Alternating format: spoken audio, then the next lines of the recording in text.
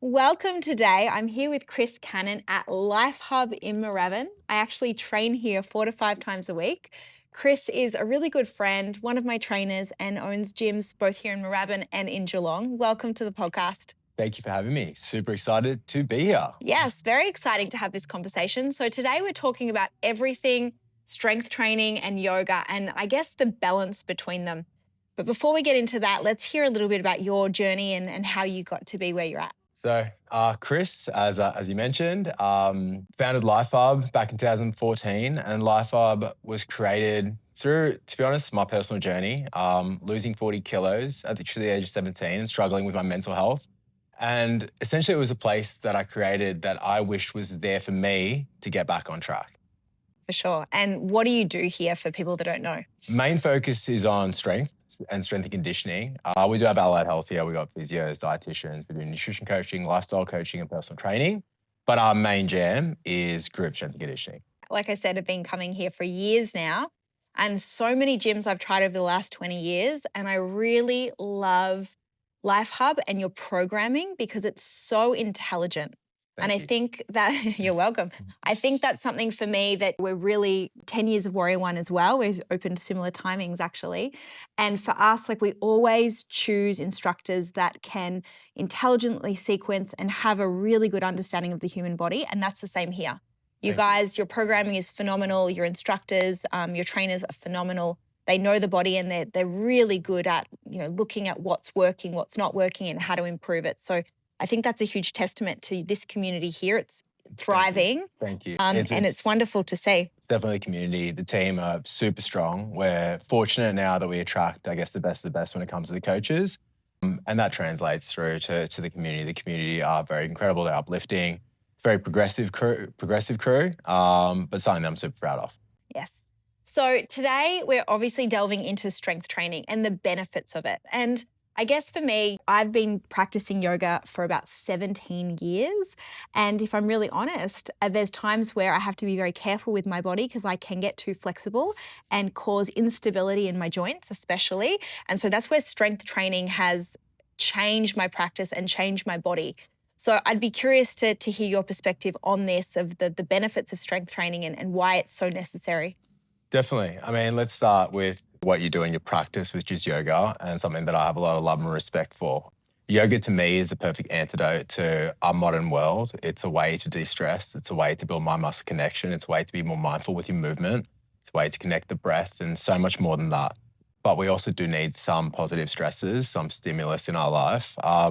And that's, where strength training, really comes in. And that's where I believe it's so important that positive stress gives us a stimulus to adapt from and start to balance what a training week and our lifestyles in and out of the studios could look like.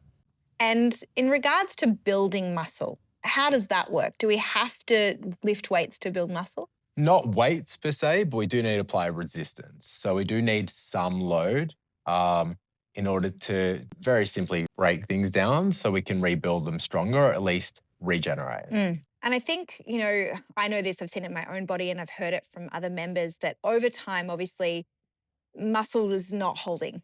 Yeah. I don't know the real word for that, but that's how I say it. It's not Yeah. holding. Fat likes to hold, muscle not so much. That's unfortunate.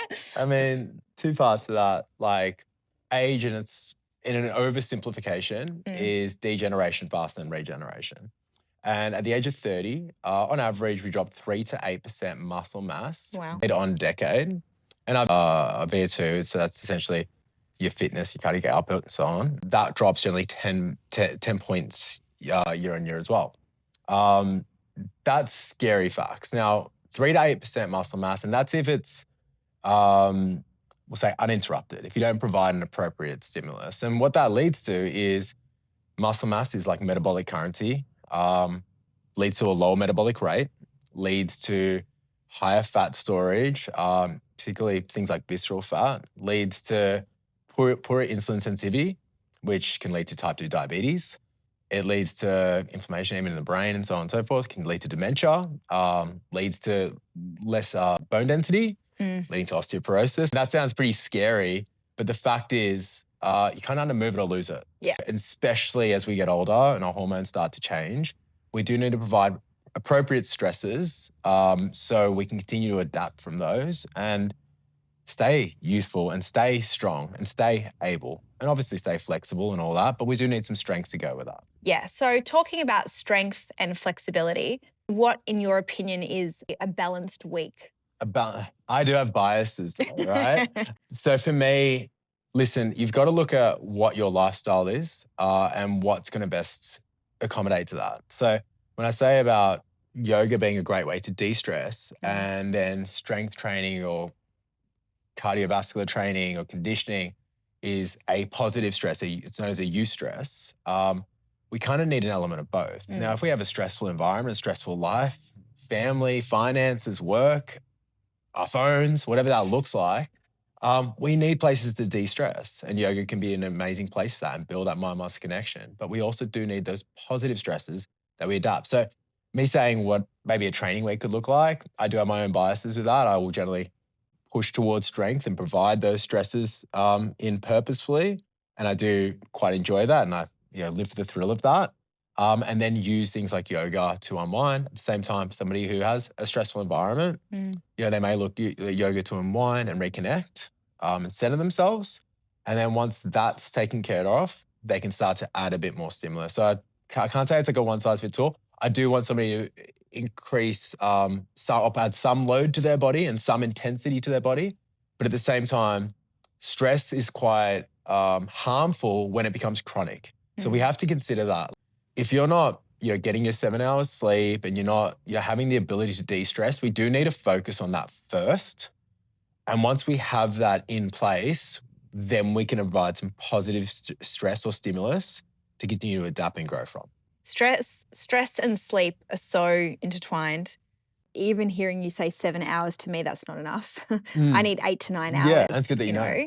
Yeah. because otherwise, if I do come here in the morning with 7 hours sleep, I can't lift as heavy or I can't do as many reps as I could with more sleep. So important. What about male and female training? Do you see that as differently, or what's your perspective on that? I see it like there's definitely females have more testosterone naturally. Females have more endurance. They can last a I bit like longer. that. They do, they do.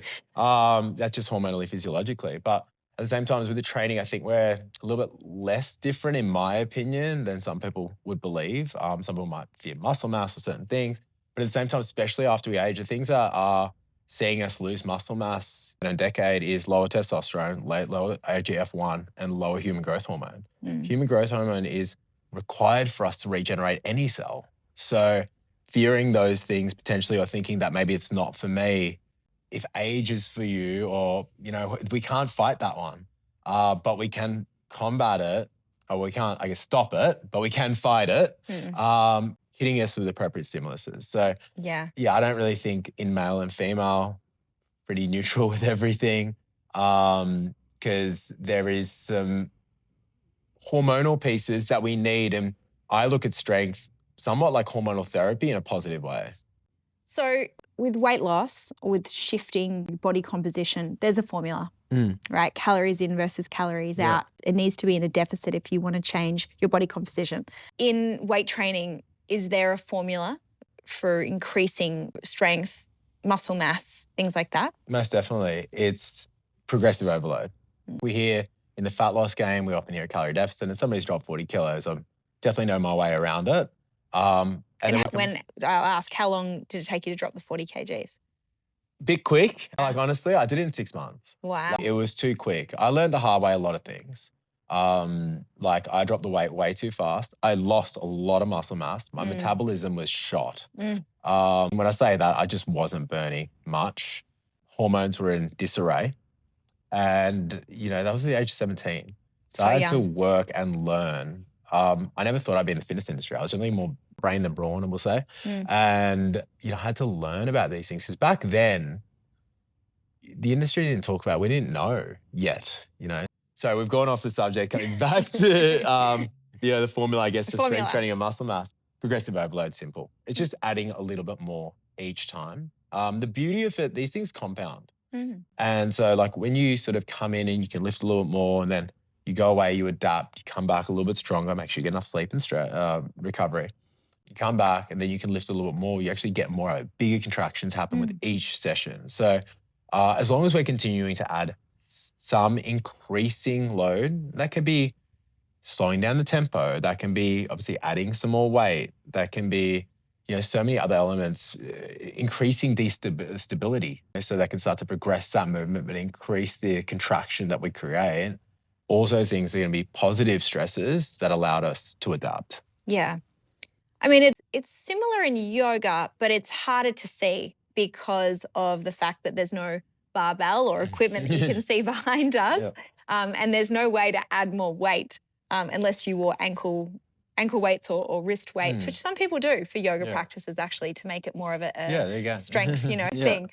But there are progressions, but they're less obvious. Yeah, I think just because of the sequencing and the nature, and then if you go between a different teacher and you've got to a certain position at a different time, it's harder to really get a clearer understanding of where was I at. And also sometimes that can be a gift and a curse because sometimes within that session you'd be like, oh, I've progressed, but you did at the start versus the end. Here we're very strategic. You'll notice that we'll put all the big compound lifts, your big barbell lifts, will always be at the start of the workout. The room flow works in a very specific order to make sure that we do the big stuff first, and then we move to the isolated and accessory work and the conditioning work after which allows us to really track and progress our load. And that said, any way you're progressing, as long as you have an idea of where you were and you can see some improvement, we're moving in the right direction. Yeah, you'll see change within the body. Yeah, yes, definitely. Or the mind, both. Both. We use stronger body and mind, definitely. Yeah, I love that.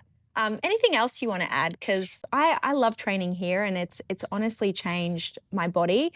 I had a couple of months off earlier this year and so fascinating to be back now a few months and to already see the change so quickly within weeks after coming back to strength training. Yeah. But for me personally, I need the balance. I need, a bit of Pilates, bit of yoga, bit of strength training. I love my cardio, that. Yeah. I love taking walks with my dog. I love the balance and I think as well for my mind more than anything. I feel if I just did the same thing every day, that would be too much for me. Yeah. But everyone's different. Like you said, there's not a one size fits all. No, I definitely think people need to find and just try and be open to that. Anything else I want to share, I just want to make sure that people do provide some resistance into their life. And I don't mind what that looks like for them. That's just going to provide the positive stresses that we need to continue to adapt.